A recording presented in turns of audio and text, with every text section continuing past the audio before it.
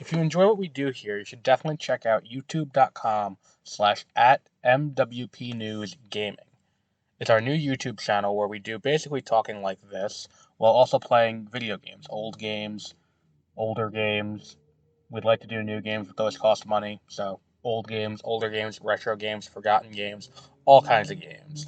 While I talk about it, get frustrated, all that kind of cool stuff. We talk about, movies, TV shows, anything like that.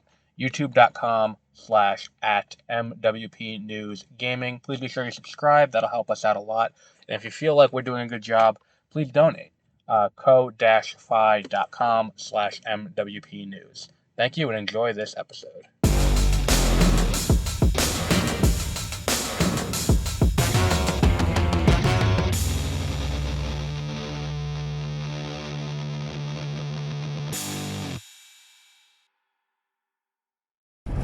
Good morning and welcome to Beware of Spoilers. I am Adam. On this, it's Tuesday morning. We're about a week late on this, and I realize that there's quite a few things that we're late on. We haven't finished Doctor Who yet. We haven't finished, what's the other one? We haven't finished Doctor Who. We haven't finished The Last of Us, which, probably better nothing said than something said on that one. But we're here today to talk about Ironheart. The last 3 episodes of Ironheart. And I think this might be, this show might encapsulate just how poorly Disney has handled Disney Plus. Because, here's the thing, is that we've heard reports now that, basically what I've been alleging has been true. The idea that Disney kind of put out this mandate that, hey, we need all of our studios to come up with content for Disney Plus. That way we can pad it out and get subscribers. And that'll be, that's a priority for us going forward, which is how we ended up flooding the market with all of these Marvel shows, these Star Wars shows, and all this other stuff. A lot of it's really, we're doing this? Okay, I guess we're doing this now. But the idea is, all of this stuff is out there, and it's just, it's too much, because at a certain point, they realize you can't really overlap it, because if you do, one is going to take a short-term hit, and then it'll rebound, but, the optics of it taking that short-term hit will already be out there. So, what are you going to do? You can't really do that. Which is what happened with Ms. Marvel and Kenobi, or Obi-Wan Kenobi, and it was one of those things where it's okay, so we know this now, so let's not do this again, and then it's the question of, well, how do we have all this content, how do we do it? And then at a certain point, it's okay, so we have all these subscribers, and it's how many more subscribers will we hit before we plateau, and then when we plateau, what do we do, and aren't we at the plateau now? And that's kind of where it feels like we are. Disney wasn't hit the plateau, and now they're well, we can't really justify doing as much as we had previously announced, because they announced a fuck ton of series for Marvel and Star Wars, and even other things. They have that whole series they're developing, the what's it called, the gender swapped whole series. What's the other one? Which we'll talk about that when that comes out. Percy Jackson, Willow, the Santa Clauses, all these big things. And then there were other things like these original movies, like Home Sweet Home Alone. And we talked about a lot of them on here. And the question is that I'm annoyed that they haven't continued doing the Diary of a Wimpy Kid, because that's been great for me, because people check those episodes out all the time, the Diary of a Wimpy Kid episodes. But the question I have is, Ironheart feels like it began development in a period of promise. Ironheart feels like it began development at a period where we're going to continue these shows, they're going to run for multiple seasons, they're going to integrate directly into the MCU, and that's when it started. And then we get toward the end of production and all of that, and now we're oh shit, we're not doing that anymore. This is going to be these things are their own little pockets that don't necessarily tie back to the main universe. Maybe we'll get that crossover show we've been hearing rumors of, the Champion show with Miss Marvel and Ironheart and Kate Bishop and all of that. Maybe there is a Hawkeye season 2 down the line, but we're at a point now where Disney's got to start making some announcements because we're reaching the end of their production schedule, and it's like next year we have Next year we have Vision Quest or Vision, and then we also have We also have things coming down the line. I think that's the last one, because to wrap up this year we got 2 animated shows and what's the other big one? Wonder Man, I think, is all that's left, because I don't think there's another live action show this year. I think Ironheart was the last one, and then next year we have another season of Daredevil, and we have the Punisher special presentation. But where are we? And all of this is to say, Ironheart feels like it should have been longer. The whole show feels just a little underbaked. Now, I'm not talking about CGI, which there were a few questionable CGI moments, but the issue that I have with this show, more than anything else, is that there are so many characters here that are so interesting, but none of them get developed enough. I love and I think that there's that one thing that was kind of talked about a little bit in in Agatha All Along, this idea that there are wizards and witches all around the world, and they kind of do their thing, and and they just exist in the real world doing their magic. That's a cool little addition. That's and she knows this person, and it's I want to go to Camartage. And then it's the events of Doctor Strange play into this, which is one of the things that excuse me, really I kind of bumped into, was okay, so no one knows what happened to Obadiah Stane. No one knows what happened there. He died in a plane crash, is what the official story is. And it's he was a mentor to Tony Stark, and that's the public, that's the public story about this. But there's wide enough knowledge about what happened between Caecilius and Doctor Strange and Dormammu. That feels like a weird thing that this witch who and also, how does Ezekiel know, but no one else does, that his father tried to kill Tony Stark? That feels like a thing that he wouldn't know, especially if the public story is other. The whole thing's just a little bit weird. But this idea that I don't think that was developed enough. His character was so underbaked. I think Riri was underbaked. And I think a lot of it was they did kind of try to be Riri, you saw her in Wakanda Forever. And it's yeah, I did, but I saw Wakanda Forever 3 years ago at this point almost, because it came out in 2022, and then I watched it again on Disney Plus after. But no offense to Dominique Thorne, because she's great in this show, and I liked her in Wakanda Forever. But for me, the person in Wakanda Forever who I left in love with was what's his name, Tenoch Huerta, who plays Namor. He's the person I left. I was oh god, this guy's fantastic. I want to see him in more of this. I would put him in everything. I did not leave that way with Dominique Thorne. I was okay, this should be an Ironheart show and all that. Maybe it was that fact there is the Ironheart show coming, that I wasn't really and this is, I need to see more of her immediately. It'll come. I don't know for certain when we get more of it. Maybe it was that. Who knows? But I like this character in this show, and I think it would have been interesting to see her a little bit better developed. She's underdeveloped, but everyone's underdeveloped, and I think that's kind of the issue. I think 6 episodes was not enough for the story they're trying to do.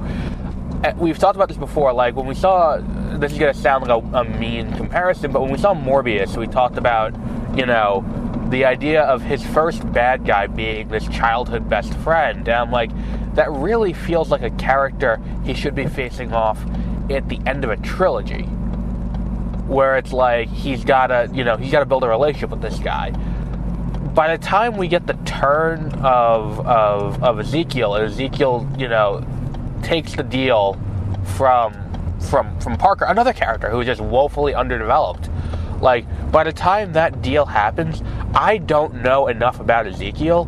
Like, and Ezekiel's relationship with Riri has been, like, at best contentious up until this point.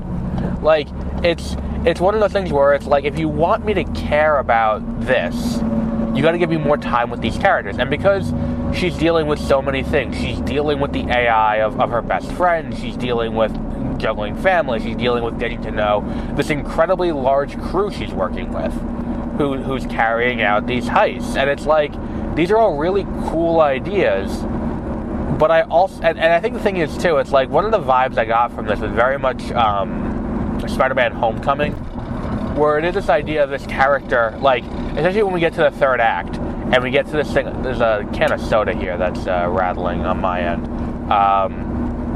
We get to the end, and there's this, and it's just, she doesn't have the suit anymore, the good suit. She doesn't have, these things anymore. She has to just come out and do it. And it's like the idea of like, okay, so what we'll do is we'll blend tech and magic, and that will solve the problems.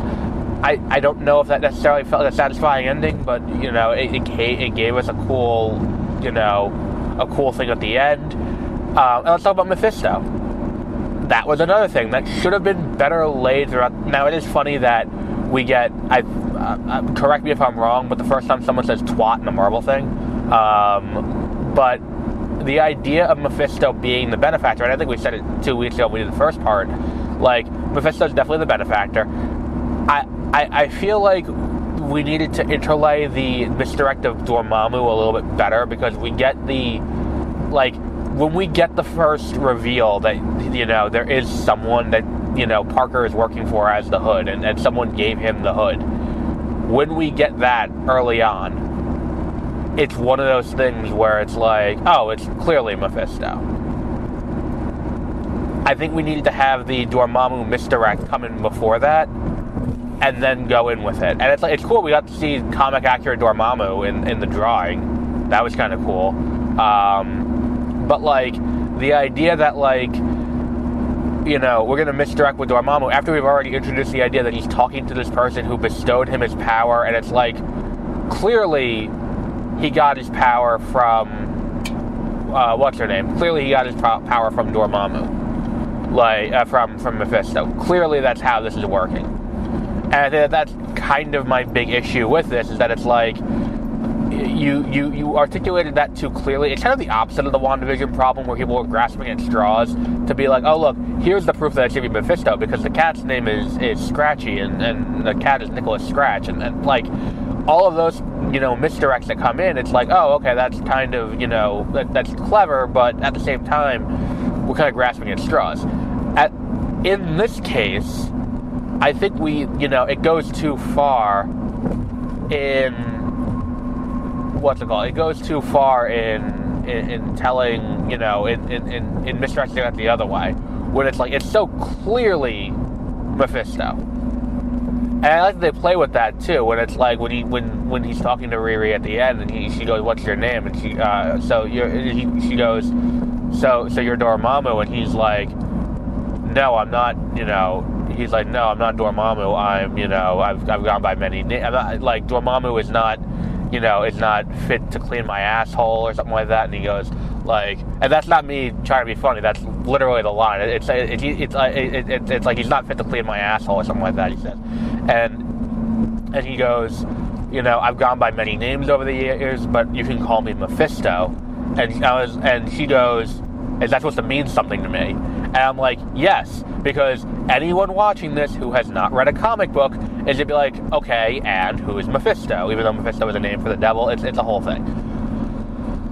But I think that this show could have worked a little bit better. I think that, like, had this episode had 9 episodes, I feel like it probably would have had a little bit more time to fix some of these issues. Like, I would have liked to have had more development between it, because, like, it's one of the things where, like, we know that there should be a falling out between Riri and Parker.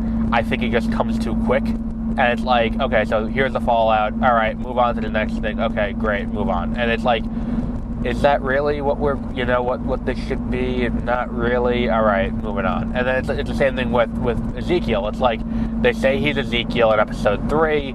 Episode 4, he's doing he's getting arrested. And episode 5, he's attacking Riri, and it's like I don't think any of this really fits. It's interesting, and I'm not, I think the issue that I have with the show is just kind of it's the most disappointing, I think, of the Disney Plus Marvel shows. I this is the show that I left most disappointed of,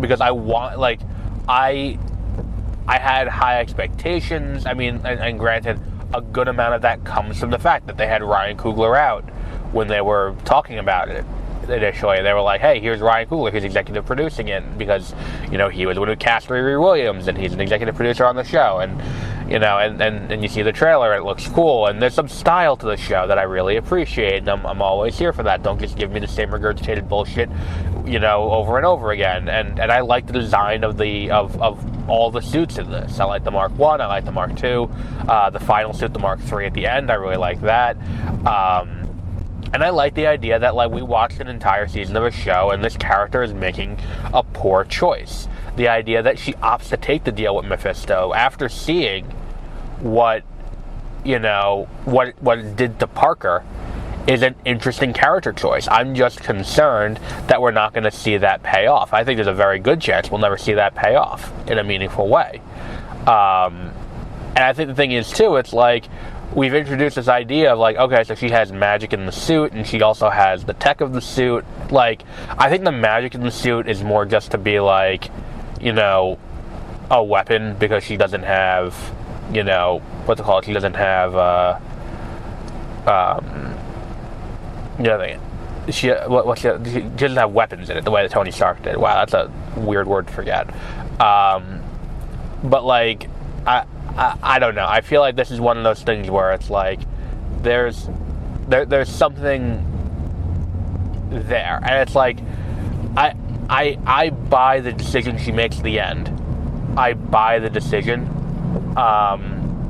where it's it's the same thing where it's we talked about this years ago at the end of season 2 of The Flash, where at the end of season 2 of The Flash, Barry knows full well he should not fuck with the timeline. It is a bad idea for him to go back in time and save his mother's life and do all that. He should leave the timeline intact. And he knows this. But he goes back and does it anyway. And he does this thing that's going to have wide-reaching, terrible consequences, but in the TV show, not really terrible consequences until, he's living in it for a little bit and he accidentally gets Wally killed. But, the whole thing is, with the you see that it's he just went through the death of his father, and he's going through a lot. He makes the choice, and you're he's doing the wrong thing. I completely understand why he's doing the wrong thing. That's how I felt about Riri at the end of this show. She's clearly making a deal with the devil. That's clearly not something you should do. I completely understand why she's making this deal with the devil, and I can't fault her for it, because it is a completely human response to everything that's happened to her in the last 6 episodes.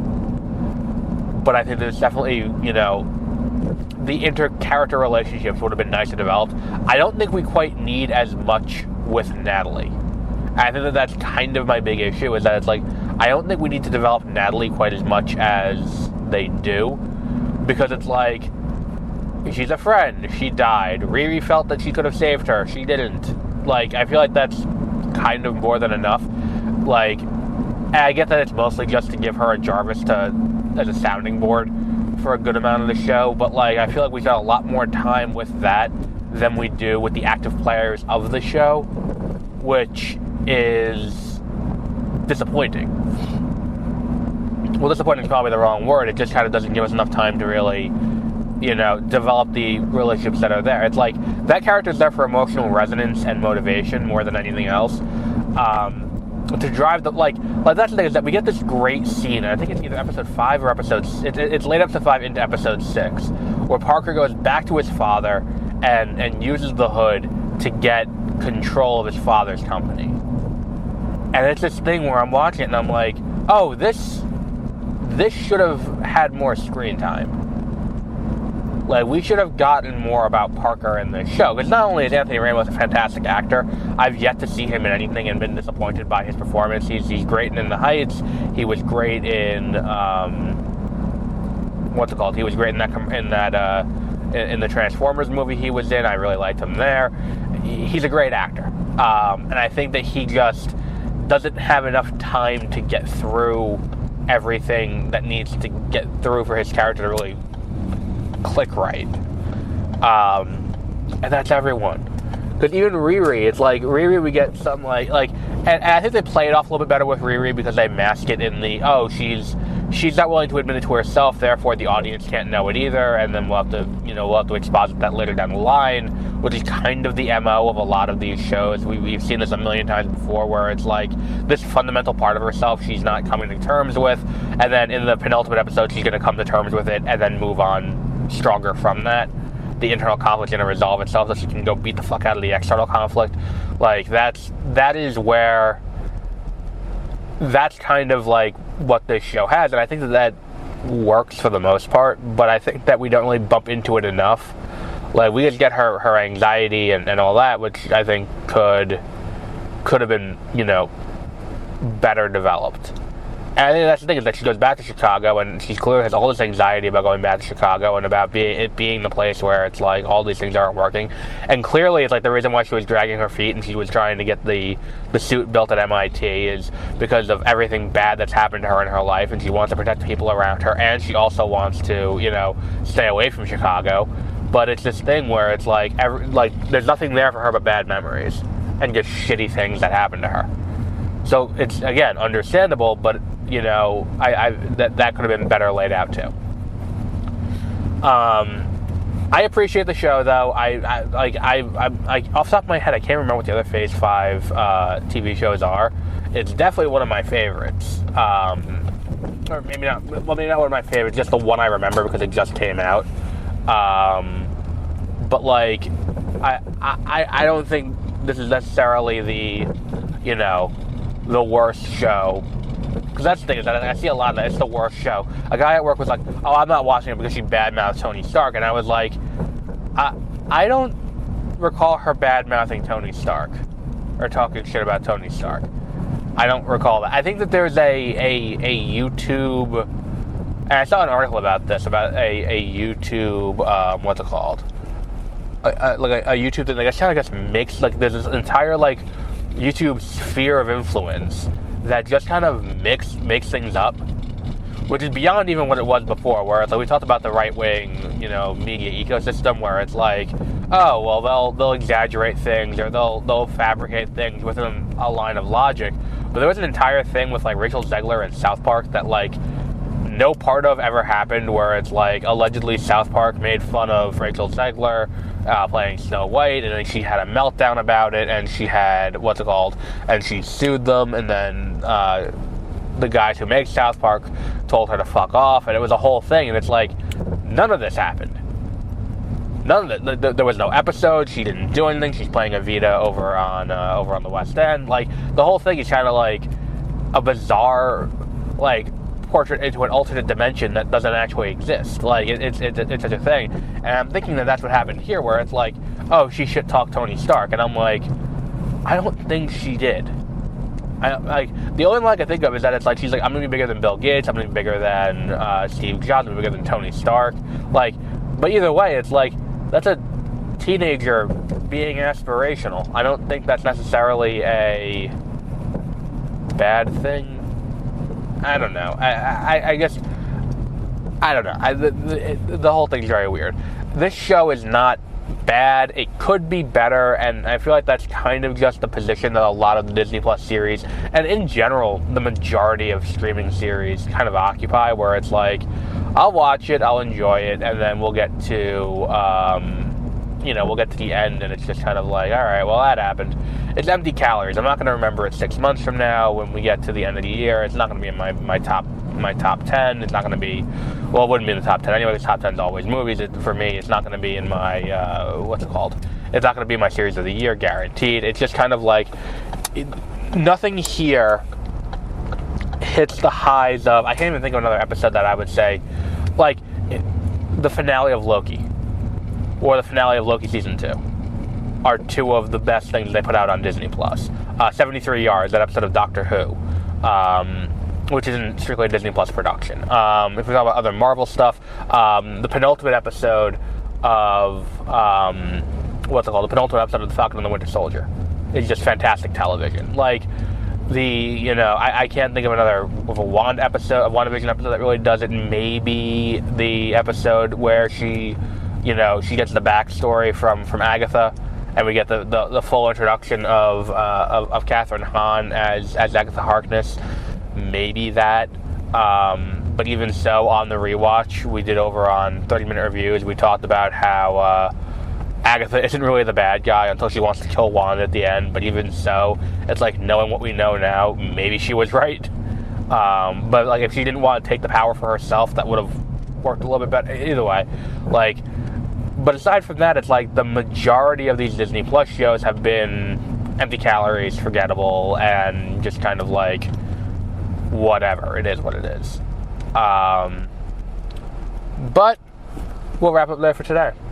This week we have Superman, the new show, the new movie hitting theaters, which has had some oddities happening. Next week on 30-minute reviews, we will start our rewatch of Fantastic Four 2005 and Fantastic Four Rise of the Silver Surfer, and then in 2 weeks after this week, in 2 weeks, we have Fantastic Four. So we have a lot of cool things coming up. So until our next episode, sorry about the lack of episodes. I've been having car issues again. Until our next episode, have a great rest of your week.